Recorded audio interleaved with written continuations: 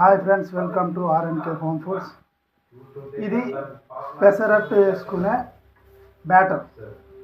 So దీనికి కావాల్సింది ఏంటంటే పెసరపప్పు కాకుండా పెసలు తీసుకొని ఒక 5 అవర్స్ నానబెట్టుకోవాలి.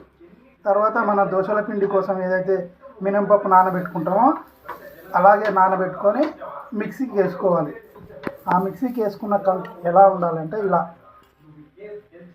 దోశల బ్యాటర్ లాగా ఉండాలి. సో దీంట్లో కొంచెం అంత రైస్ ఫ్లోర్ అంటే బియ్యం పిండి కలుపుకోవాలి. వేసిన తర్వాత ఇలాగ దోశలా చుట్టుకోవాలి.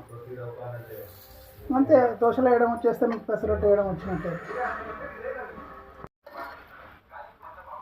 సో కొంచెం ఆయిల్ యాడ్ చేసుకోవాలి.